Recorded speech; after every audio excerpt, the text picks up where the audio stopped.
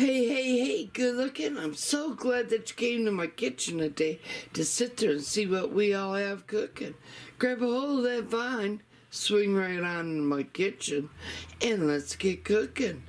Good looking. Well, hey there, good looking. I'm so glad that you came into the kitchen today to sit there and see what we all have cooking. Well, today we're going to be doing lemon garlic tuna cakes. That's right. As you see, I bought a number 10 can. Now, we've already used it for tuna sandwiches, and of course, we had a tuna salad out of it. And I also want to sit there and make some of these lemon garlic tuna cakes, because I'm going to freezer bake some of them for future meals. And I figured I'd bring you all along. So, as you see, these are the star ingredients: Parmesan cheese, panko, your tuna, packet of true lemon, dried minced garlic, and dried minced onion. We have some mayo. Now, I'm not going to sit there and tell you which type of mayo to use. You use what you like. Parsley, and I have a fresh farm raised egg. Thank you, Roger and Debbie, for the eggs. Oh, and salt and pepper. That's all we need. So, to make these lemon garlic tuna cakes, you're going to need a bowl. We're going to put that right there. Now, you don't have to go out and buy this big number 10 can of the tuna. You can sit there and easily make this with 2 5-ounce cans of tuna, and make sure it's in water. And oh yeah, and when we're using the tuna, make sure it is well drained tuna. We have the tuna in our bowl. Now I'm gonna open up the packet of true lemon, and we're just gonna add that right inside of our bowl with our tuna.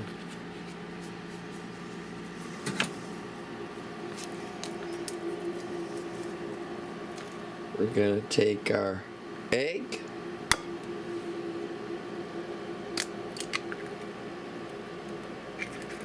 put that right inside as well. We're going to sit there and get 1 teaspoon of the minced dried garlic,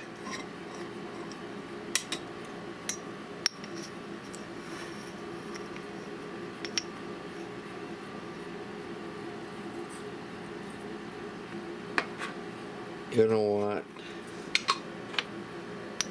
1 teaspoon of the dried minced onion, 1 teaspoon of the parsley flakes,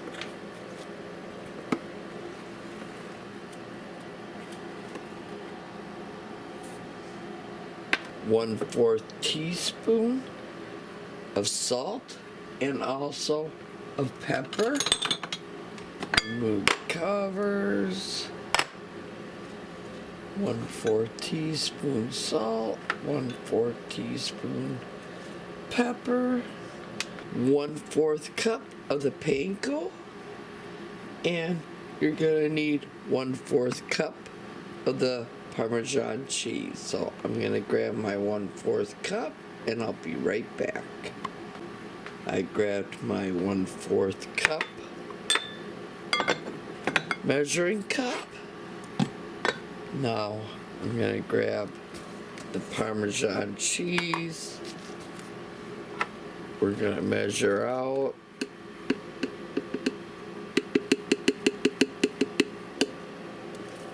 1/4 cup. And then we're gonna get 1/4 cup of the panko. So I'm gonna go in and grab 1/4 cup of the panko and grab my tablespoon, because you're gonna need 2 tablespoons of mayo. Now it can be Miracle Whip, it could be Hellmann's, it could be Duke's, whatever. You just need 2 tablespoons. So whatever's your preference, that's what I want you all to add. Now I gotta go get a spatula. Okay, I have my spatula.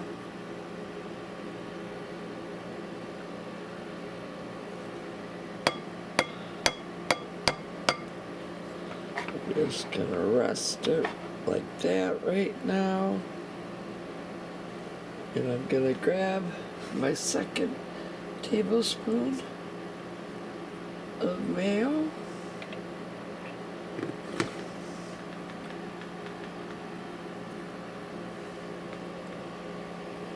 Grab my little spatula, scrape out our measuring spoon.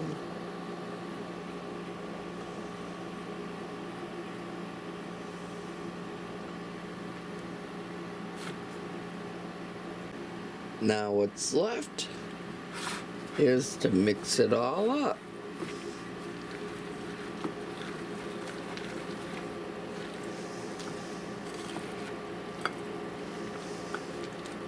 Okay, that looks pretty good. Bring you in for a close-up view. Now I gotta get another dish out so we can continue on to the next process. Okay, I grabbed myself another bowl. Now I'm gonna have to sit there and grab the panko breadcrumbs again. Now you're gonna want roughly about 4 tablespoons. I'm not gonna measure them out. I'm just gonna pour some in the bowl.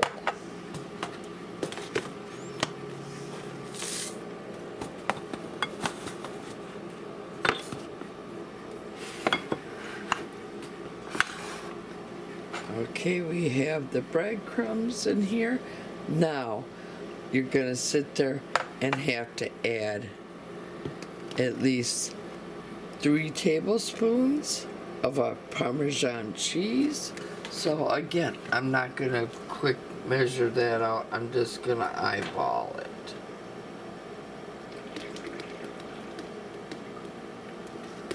Okay.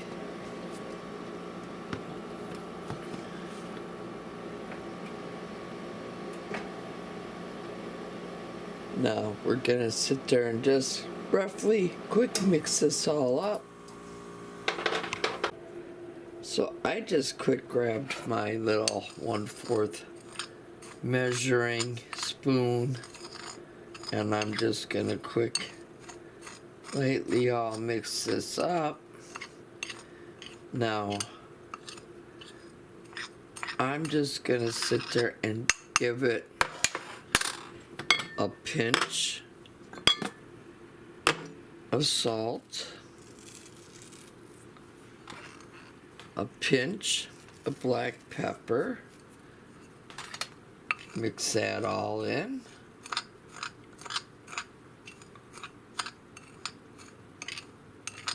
Okay, we're gonna set this off to the side. Now, I add one little secret ingredient.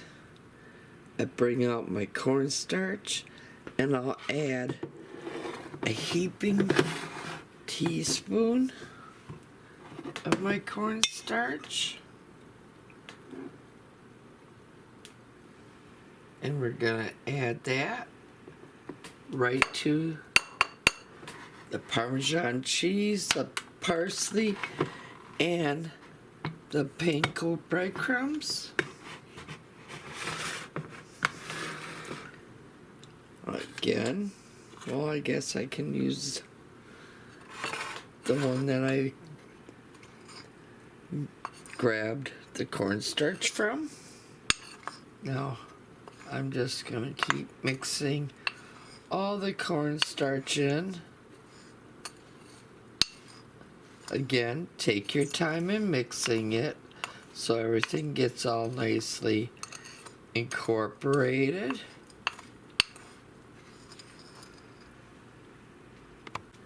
Here is all the cornstarch mixed into the panko and the Parmesan cheese and the parsley flakes.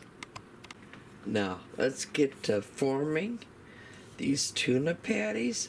I just grabbed a lid that would come with like your coffee. I just lay it down. It doesn't matter what side. Just pick a side, throw it down, and I'm gonna get, this is one of my smallest scoops, and you're gonna want at least 1/4 cup. So I figure 2 of these would equal 1/4 cup. So go ahead, go into our patty mixture. I'm just gonna drop that all on and take another scoop and drop that on. Just simply form this all into a nice little tuna patty. Now, if you want bigger, go for it. I mean, I think that could be a little bit bigger, so I think I might add 1 more scoop, or maybe 2. So I'm gonna add maybe 2. So that would be 4 of these small scoops.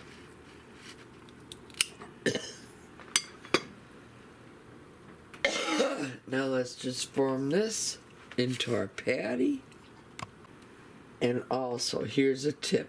If you want to really get precise at your measurements, you can sit there and take one of your canning rings, pick up your tuna cake patty, place it right down your ring, right down on your plastic or your plate. Put your meat mixture all down on the inside of our canning lid, or not canning lid, our canning ring, and press that all, and there you go. It'll come right out, and every tuna cake will be all uniform and all the same size.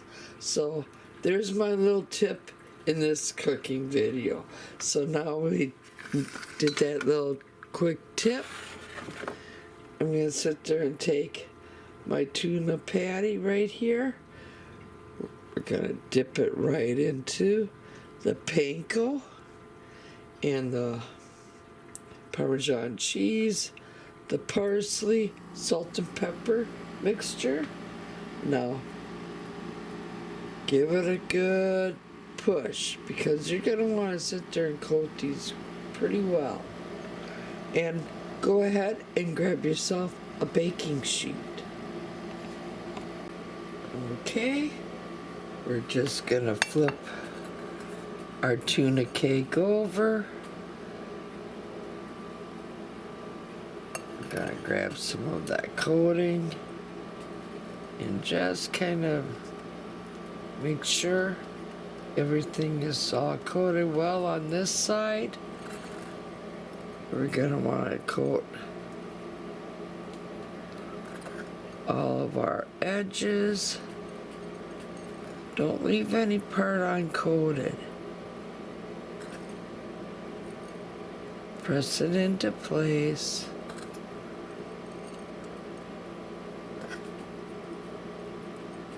Shake off the excess. Now I'm just going to turn it over and repeat all on this side. Shake off the excess. And now I'm going to sit there and put it right here on my baking sheet, and I'm going to finish doing the same thing with what's all in the bowl, and I'll see you when we're all done. And here I just finished them up. Look at that. It made 8 of these beautiful, beautiful fish cakes. Now, like I said, we used our canning ring so they're all uniform in size. So that's pretty good. You have 8 fish cakes for a meal. Now, I'm just going to take these off to the refrigerator just to let them sit in there and kind of harden up a little bit. So I'm going to whip up another batch because I'm freezer banking some of these for future meals. So the husband and myself, on them days where I just really don't feel like cooking, or if we're really pressed for some time and we want to get supper on, I can just run out to the freezer, grab a few of these, cook them all up, and we can have our supper ASAP. I just brought the tuna cakes out of the refrigerator, brought them over here to the counter. Now I'm going to heat up a cast iron pan with a little bit of oil on the bottom, and then we're just going to take these tuna cakes and we're going to sit there and put them in the cast iron pan. Okay, my pan is nice and hot. Here's the tuna cakes. Here's my hot pan. Now I'm gonna grab some of them and we're just gonna sit there and place them right down in the pan. Now I'm trying to go as lightly as possible with the oil to keep it more heart healthy, and do not overcrowd your pan. Now we're gonna sit there and let these cook, I'll say about 3-4 minutes on this side, and then we're gonna flip them over and do the same on the other side. Now if you need to also add some more oil along the cooking time, go ahead, sparingly add some more oil. Now I haven't been timing it, so I'm gonna sit there and try to record this and flip one of these tuna cakes over. Ooh, yeah.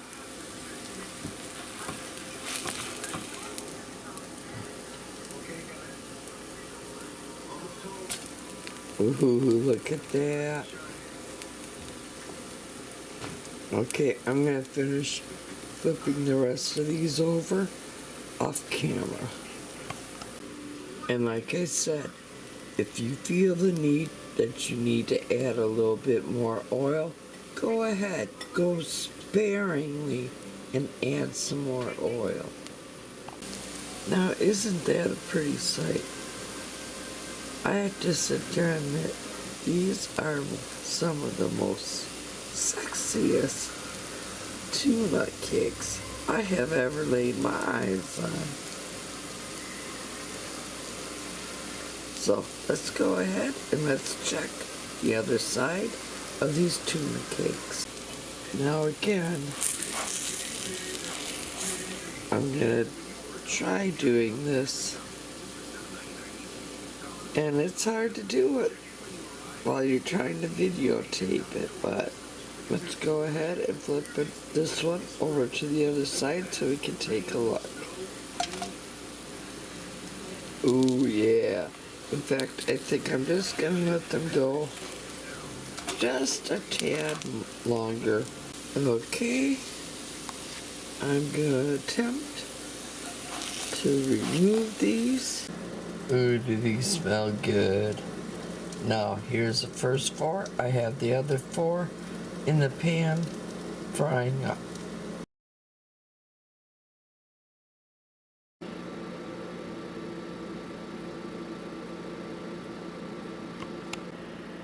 And there we go. That's how easy it is to make the lemon garlic tuna cakes. Now, I know I've been driving my husband nuts with the smells. I keep trying to tell him smells are free. I'm gonna go ahead and I'm gonna put some of these on his cake. On his plate so he can eat. So I'm gonna grab his plate. They smell really good, Mama.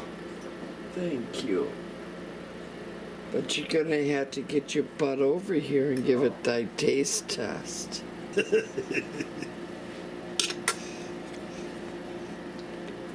There it is for my husband. I'm gonna sit here and remove this. I'm gonna hand off a fork. Thank you. And go ahead, give that a taste test.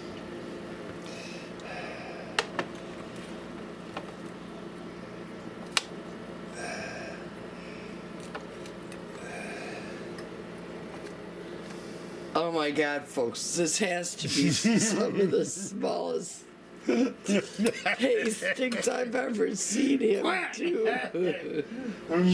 Usually, over half of that would have been gone in one bite.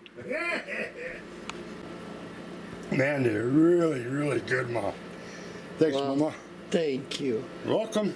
I won't hold you up any longer. I'll send you along your merry way. Later. So, if you all liked what you saw here today, give me a big old thumbs up. I greatly appreciate it. If you're not yet a subscriber, go up, hit that subscribe button, tap that little bell. That way you always be notified every time I do put on a new video. And as always, here's to happy cooking, but better yet, happy eatings. Y'all come back now. You hear?